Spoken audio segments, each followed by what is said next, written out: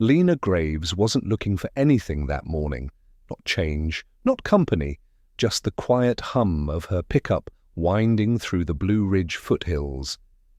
But sometimes the wild finds us first.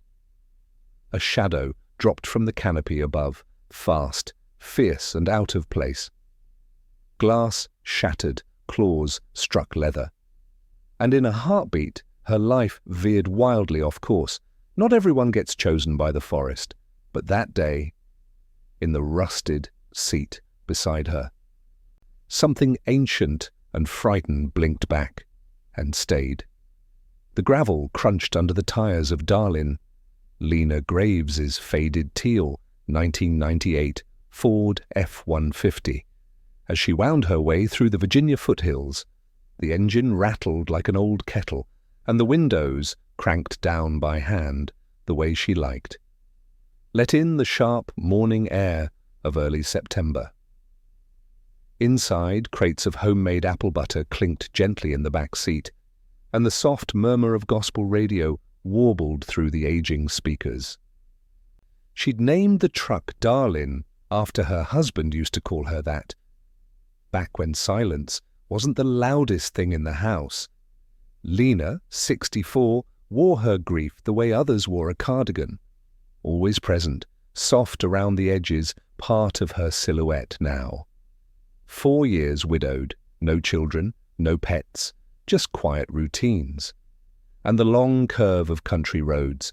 Tuesday was apple butter day, Mr. Conway's orchard, a porch drop-off, maybe coffee, maybe not. The Blue Ridge Mountains loomed around her like sleeping giants, their shoulders draped in mist. The light was still low, gold laced with blue. Dew silvered the long grass. Lena's hand rested on the wheel, steady as always, her thoughts distant. Then something cracked, not a twig, not a bird call, a split, like a limb giving way. Before she could register it, a blur dropped from the treetops. Glass shattered. A body, furred, flailing, slammed through the passenger side window of Darlin with the sound of claws on chrome. Lena shrieked. The truck swerved violently toward the ditch. Jars clattered. Tires kicked up stones, and the world became a rush of noise and instinct, then stillness, the kind that rings in your ears when breath becomes your only sound. Lena's hands gripped the wheel. Her heart galloped in her chest. Slowly, she turned. Something small was wedged on the seat, tangled in her emergency quilt, twitching like a caught fish. A kitten?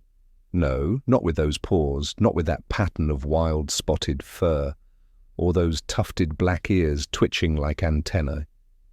Its golden eyes were wide and wild, and one back paw trembled off the edge of the seat.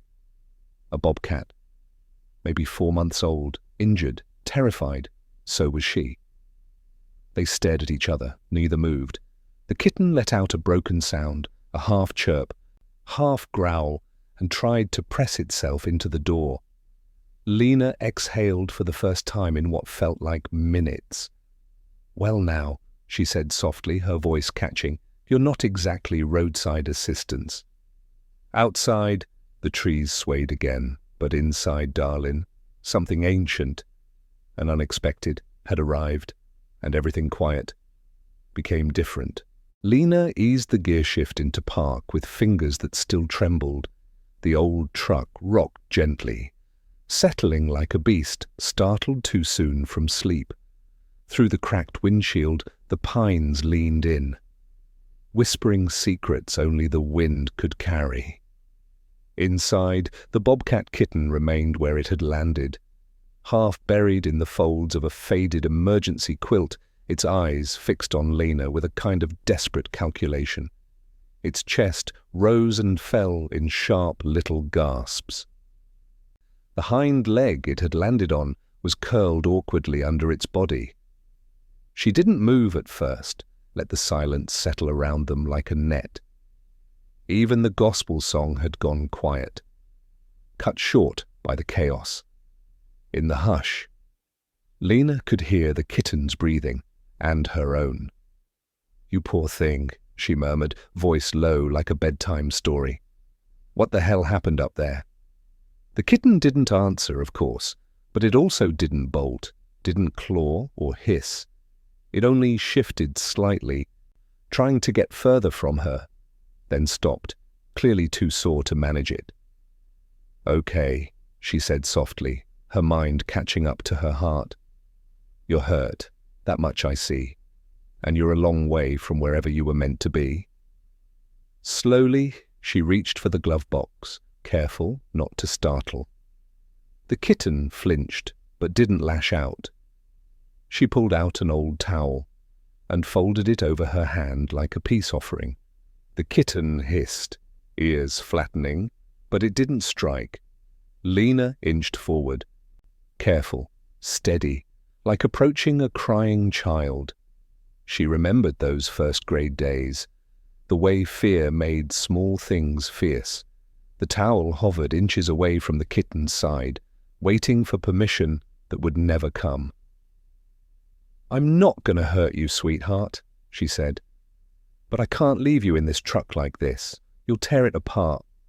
Or yourself." A heartbeat passed, then another, gently. She draped the towel over its body. The kitten froze. It let out a low growl, more protest than promise. Lena slid her hands beneath the little body, the bones so light they reminded her of a bird. As she lifted, the kitten let out a high, cracking yowl. That pierced her straight through. "Shh, I know, it's awful," she said, carefully shifting it into the passenger footwell, where the floor was flatter and a little safer. "There you go, that's better. Sort of." She sat back in the driver's seat, wiped her forehead with the back of her hand, and stared at the wild thing now half wrapped in a towel at her feet. "Now what in the world do I do with you?" The kitten blinked slowly, then sneezed. A dainty, ridiculous sound that would have made her laugh, if her nerves weren't still buzzing. "I guess we're both winging it today." Lena glanced down the road. No cars, no cell signal either. This part of the mountain was patchy at best. She could wait for someone to drive by. Flag them down, let them take it off her hands. But the thought of handing over this tiny, injured thing to a stranger scratched at her chest. And she couldn't just leave it here. Not like this. "I suppose," she said aloud, "we're going home." The kitten didn't object, just curled a little tighter, eyes heavy now that the adrenaline was wearing off. She put the truck into drive. Darlin groaned in protest, but obeyed. They drove slow, hugging the turns of the narrow road as if the whole world had become more fragile.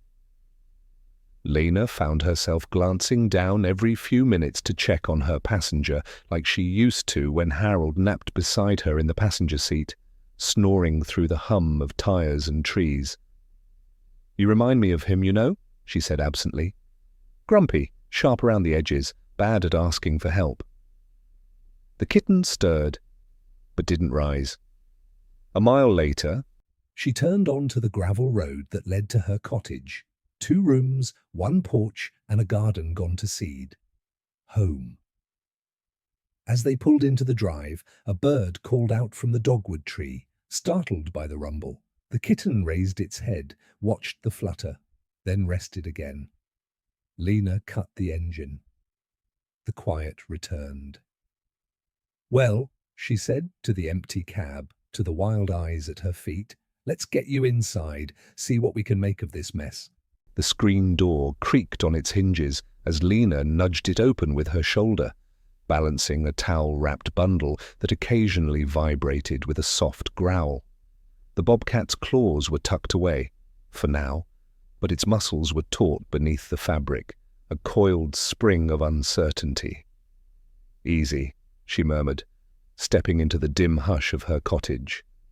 The air inside held the faint scent of lavender, old paper, and something dusty but comforting, like the memory of a library, long after the bell had rung. She knelt by the couch, the towel pressed against her chest, and slowly lowered the kitten onto a folded fleece blanket. The movement was practiced, instinctual. How many times had she done this for scared first graders who'd scraped their knees or lost a tooth? The kitten stayed curled, ears twitching, one paw batted at the blanket's edge, testing. Then it tucked its nose beneath its injured leg, watching her with one wary eye. "You'll be safer in here," she said, straightening. "Not exactly wilderness, I know, but no hawks overhead, no roads either." She filled a shallow bowl with water and placed it nearby. Then, after a pause, she opened the fridge, took out half a chicken breast from last night's supper, chopped it into pieces, warmed it slightly, set the dish down near the blanket. The bobcat didn't move, not until Lena retreated to the kitchen table, just far enough.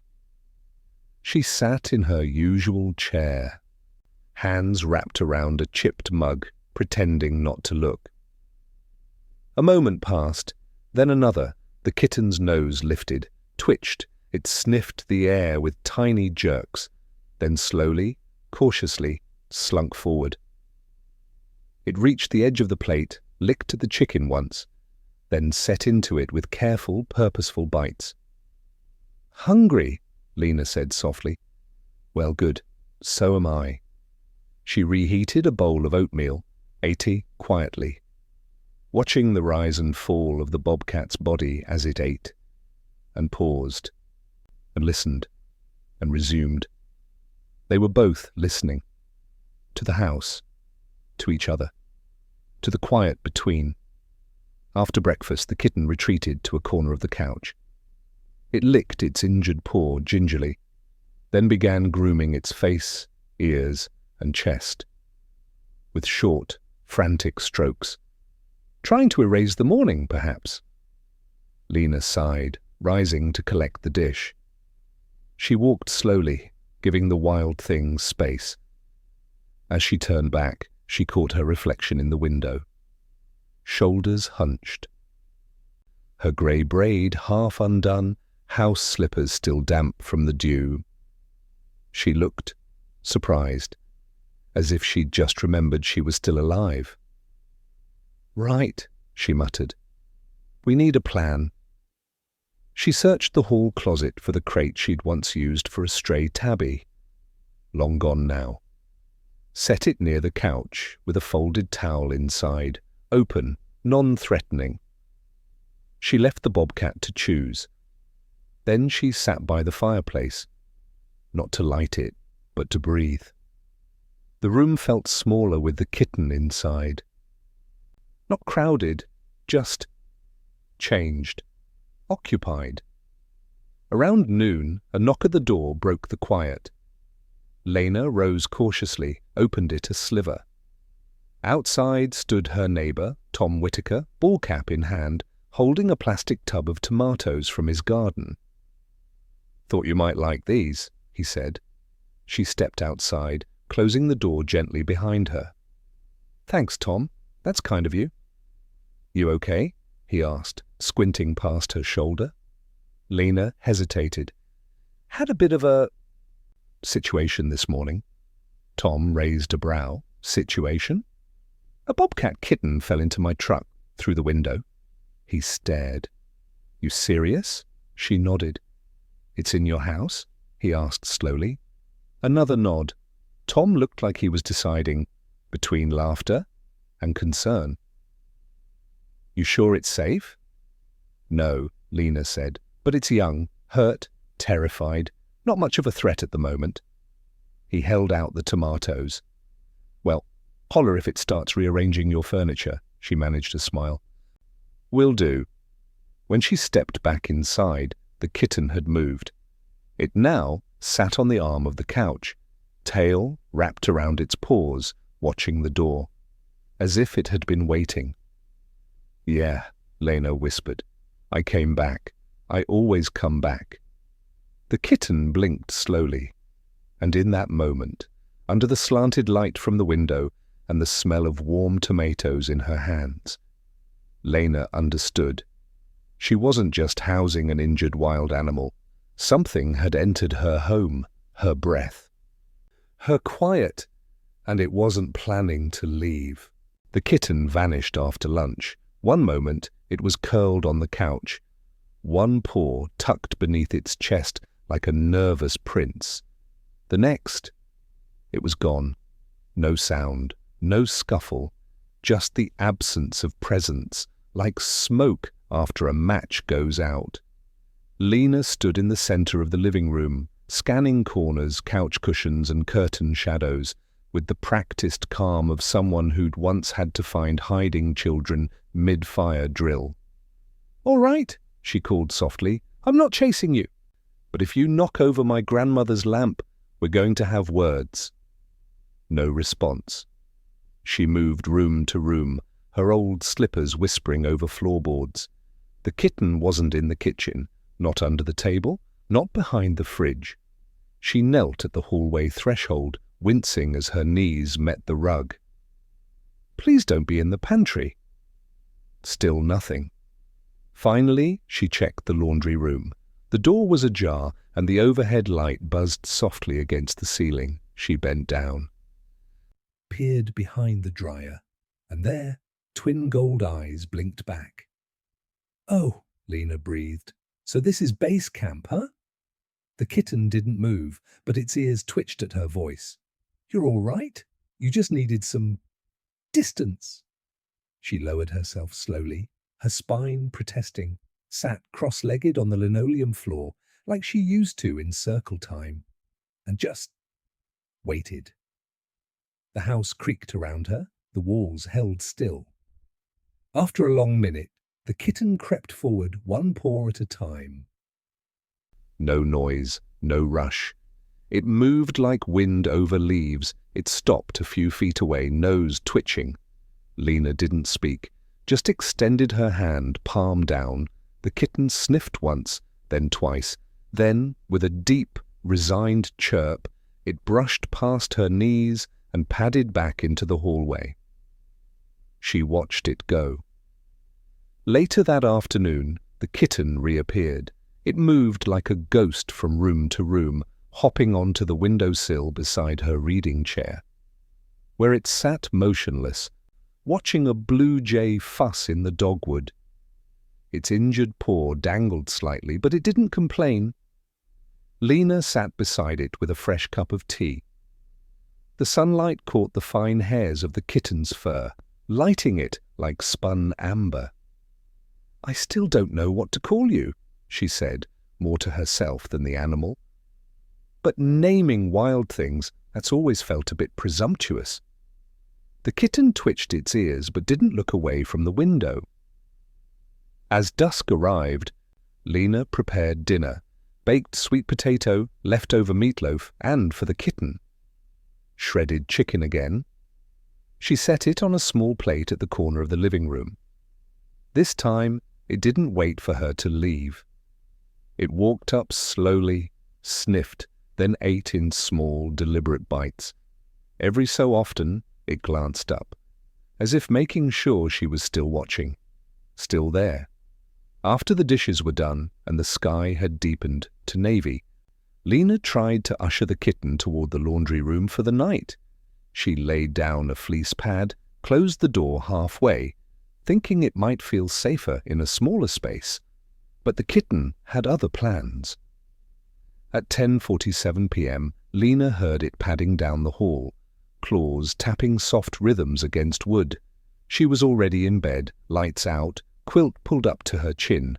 She didn't sit up, just listened. The soft sound paused outside her door, then resumed, then stopped again. A faint scratch. She exhaled slowly and reached for the lamp switch. The room warmed with a low yellow glow. At the foot of the bed, the kitten stared at her. "You're not staying," she said aloud.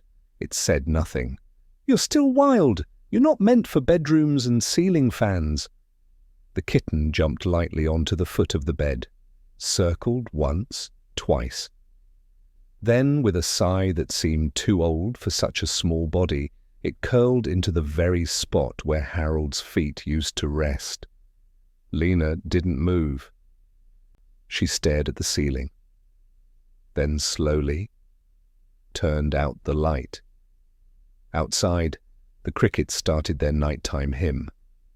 Inside, two quiet hearts, both battered in their own way, found stillness under one roof. The next morning, Lena woke to a weight beside her. Not the oppressive ache of grief, which had its own density, but a literal physical presence, warm, breathing, real. She blinked against the soft morning light that crept through the lace curtains. The kitten was nestled in the crook of her arm, one paw flopped over her wrist. Its head rose and fell with a slow, contented rhythm. And for one dazed moment, Lena forgot it was wild. It looked small again, vulnerable. Like it had always belonged there. But then it stirred, blinking up at her, and the illusion cracked. There it was again, that glint of wilderness, not hostile, not tame, just other. Lena exhaled carefully and slowly eased her arm out from under it. The kitten yawned, exposing needle-point teeth, then stretched its back legs like a dancer, claws unsheathing and resheathing with quiet precision. Down the hall, the kettle clicked on. She shuffled to the kitchen and poured 2 cups, one for her, one for the habit. It wasn't until she set the second mug down across from her that she caught herself. Harold's mug, still chipped from the time he dropped it in the sink, still bearing the faint outline of a cardinal. She left it there. Mid-morning brought sunlight and decisions. She knew what she had to do. Had known since the moment she saw that limp in the kitten's hind leg. It needed more than chicken and a blanket. It needed help, wild help. Lena didn't have a cell phone, but the landline still worked, even when the mountain didn't feel like cooperating. She dialed the number she'd kept on a fridge magnet since the day she retired, Appalachian Wildlife Rehabilitation Network. A calm woman answered. Her name was Dana. She asked about the size, the weight, the behavior. Lena answered as best she could. "You did the right thing," Dana said, her voice firm but kind. "Can you hold on to her for a few hours? We'll send someone out this afternoon." Her. Lena stared at the phone after hanging up. She murmured, glancing toward the hallway. "Well, girl, guess you've been promoted." The rest of the day passed slow and oddly sharp, like waiting for test results. The kitten, sensing something off, became distant. She didn't curl up in her usual spot. She didn't follow Lena to the kitchen. She watched, from shadows, from corners, and Lena let her. She didn't push, just moved through the day like it was any other, baking cornbread, watering the wilting rosemary, folding Harold's flannel shirt that still hung on the back of the couch. At 4:13 p.m., tires crunched up the gravel. Lena opened the front door to find a young man and woman standing beside a government-issued SUV. The man had a clipboard. The woman, Dana, carried a soft carrier lined with straw and something like cedar. "She's still here?" Dana asked. Lena nodded. "She's not dangerous," she added quickly. "Just scared." They entered the house slowly, Dana moving with a grace Lena respected.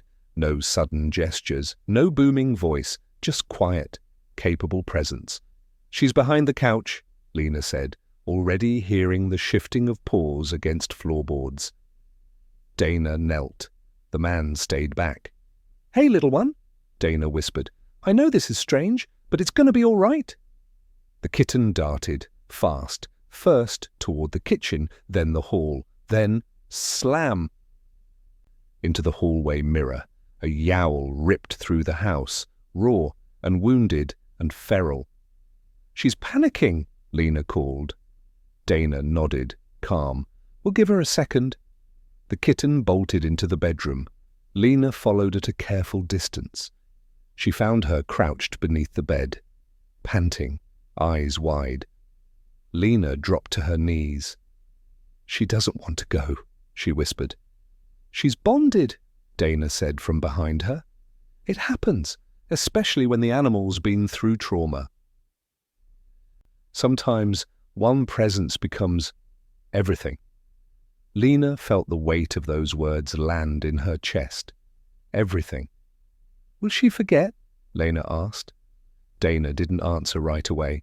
Then, "Not likely, but the wild has a way of rewriting things." They coaxed her into the carrier with a soft towel and a gentle push. The kitten didn't resist at the end. She didn't cry. She just sat in the corner of the carrier, golden eyes fixed on the woman whose home she had invaded, and softened. The sun dipped lower. The air outside smelled of pine and something colder on the wind.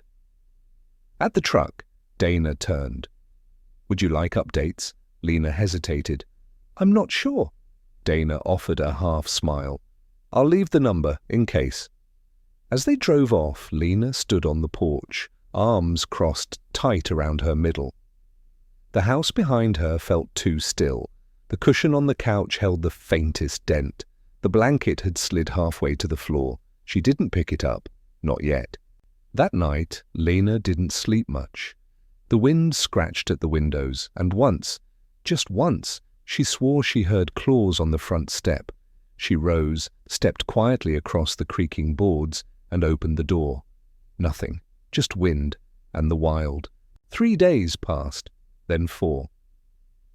The carrier still sat by the front door, empty and folded, its straw lining removed and repurposed into mulch for Lena's front garden. She didn't want to keep it. She didn't want to throw it out. So she left it there, collecting dust. In the same way she had collected silences since the kitten left. She'd resumed her routines, or tried to.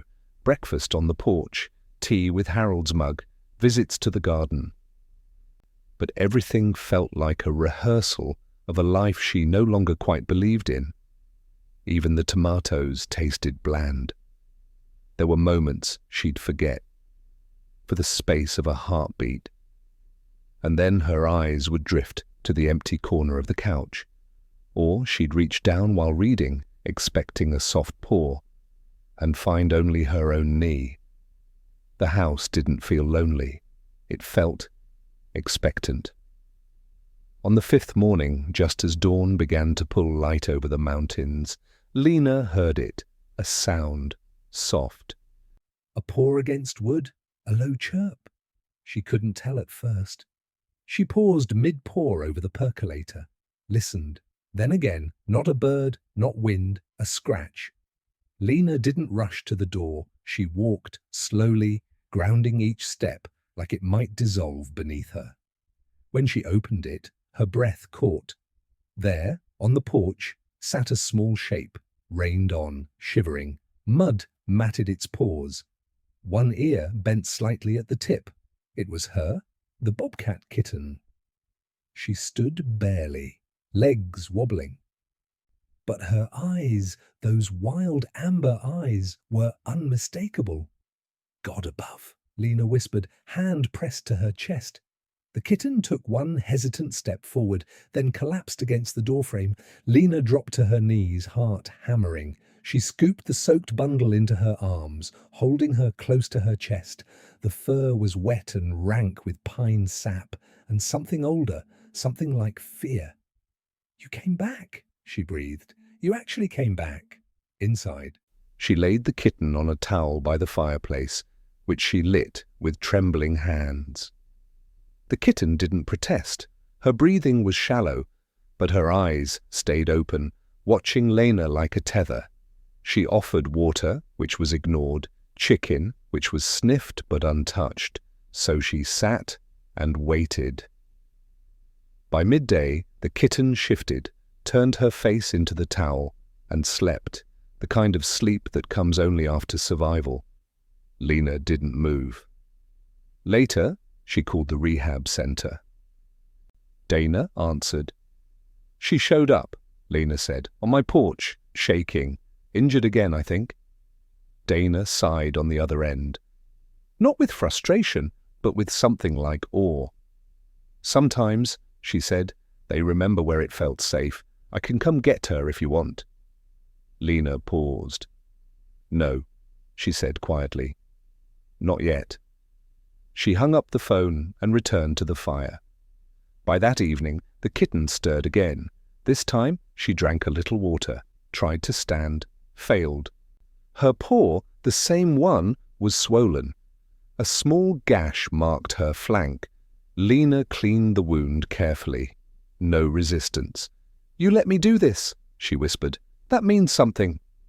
By nightfall, the kitten had curled again on Harold's flannel. She didn't purr, bobcats rarely do, but her breathing was slower, deeper. Lena stood in the doorway, one hand on the frame, watching her. "You shouldn't have come back," she whispered. "But I'm glad you did."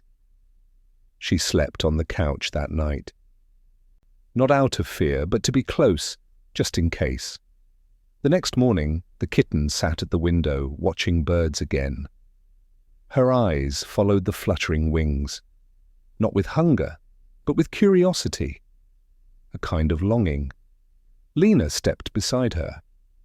"I know what that feels like," she murmured, wanting to be something else, somewhere else, but not knowing how. Over the next 2 days, the kitten grew stronger. She ate, limped less, explored the hallway again, tail flicking like a question mark. Lena didn't ask questions. She simply made space. On the 3rd evening, she opened the back door just for air. The kitten followed. The wind carried the scent of wet leaves and earth. The trees rustled with secrets.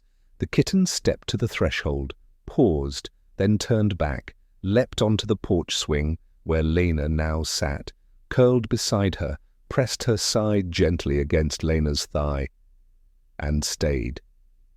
That night, Lena didn't close the door all the way. She didn't need to. Autumn arrived quietly. One morning, Lena stepped outside and the air had shifted, crisper, edged with wood smoke and the distant scent of apples from Conway's orchard. The trees had begun their slow undressing, gold and rust drifting down like soft punctuation on the season's final chapter. The bobcat, though still unnamed, had claimed her place in the rhythm of Lena's days. She rose when Lena rose, ate when Lena ate, slept near, but never touching, except in the late hours of night, when the shadows grew long and something in both of them softened. She had taken to curling up beside the fireplace, tail wrapped delicately over her toes, eyes half-lidded, as if keeping vigil. At times, Lena would catch her watching the flames with something close to reverence. There was a slowness to those weeks, a stretch in time as if the world had paused to let this strange companionship root itself. Lena kept her routines. She read aloud in the evenings, not out of habit, but because the sound seemed to soothe them both. Children's stories, mostly, books she once read, to classrooms full of squirming bodies and eager hands. The bobcat listened, and sometimes, when Lena's voice cracked on certain words, she would rise and press her body silently against Lena's shin, her head bowed, not in comfort, but in shared understanding. It was enough. One afternoon, Lena brought home a leather collar, not to use, but to hold. She turned it over in her hands by the porch rail, while the kitten sunbathed on the step. "Wouldn't dream of putting it on you," she said. "You'd never forgive me." The kitten blinked slowly, a single, deliberate blink. It became a ritual, that blink. It meant something, not yes, not no, just presence, agreement without surrender. Neighbours started to ask questions. Lena answered carefully. "She's not a pet," she said once to Mrs. Halverson. "She's just here." "Is she staying?" "I don't know." Because truly, she didn't. Some days the bobcat would vanish for hours into the woods beyond the field, gone without sound or warning. And each time Lena would feel that old ache return. The hollow she thought had healed. But just as quickly, the kitten would reappear, perched on the porch railing, or pawing at the door just after dusk, or curled in the swing like she'd never left. She was still wild, but something in her recognized home. The true test came late October. It began with a cry in the forest, sharp, animal, close. Lena had been watering the mums near the mailbox when she heard it. She froze. Heart lodged in her throat. The bobcat was already at the edge of the yard, ears up, body coiled. She turned to Lena, not seeking permission, but sharing the moment. Then she was gone. A blur of spotted fur and muscle vanishing into the underbrush. Lena didn't follow, just stood there, the watering can dripping onto her shoe. 3 hours passed, then 6. Night fell like a curtain, quick and total, still. No sign. Lena left the porch light on, set a plate of chicken by the door, then sat on the swing, wrapped in Harold's old coat, listening to the chorus of night. It wasn't until nearly 2 a.m. that she heard the paw steps, light, hesitant, then the low chirp. Lena opened the door. The bobcat stood there, fur damp, tail swishing. Something clutched delicately in her mouth. It was a pine cone. She padded forward, dropped it at Lena's feet, then circled once before leaping into the swing. Lena stared at the object, absurd and perfect. "You brought me something." The bobcat closed her eyes, rested her head on her paws. Lena didn't cry, she sat. And together they waited for morning. In the days that followed, the kitten's wanderings grew longer, but she always returned. Sometimes with burrs in her coat. Sometimes with muddy paws. Once with a stick stuck between her teeth that she promptly deposited under the coffee table. She began sleeping in the bedroom again. This time, not at the foot, but tucked along Lena's back. Her purring breath, steady as a metronome. There was no question of ownership now, no names, no leashes, just the quiet fact of each other. In November, a storm swept through the ridge, howling wind, snapped branches, a power outage that turned the cottage into a cave of flickering candles. Lena sat by the fire, wrapped in blankets, the bobcat curled on the rug, eyes wide at the shifting shadows. Lena reached out, fingers brushing fur.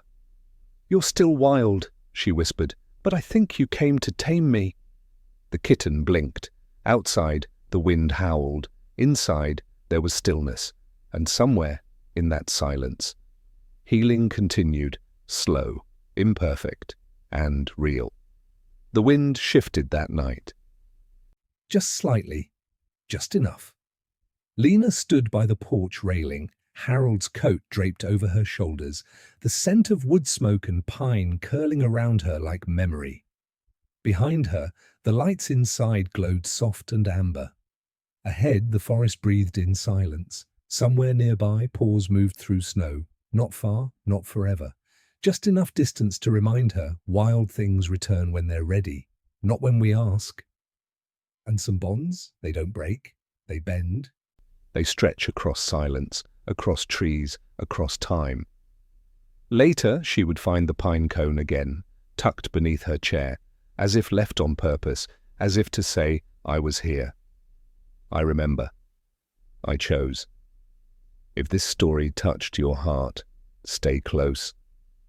Here on Paw Prints and Stories, we believe.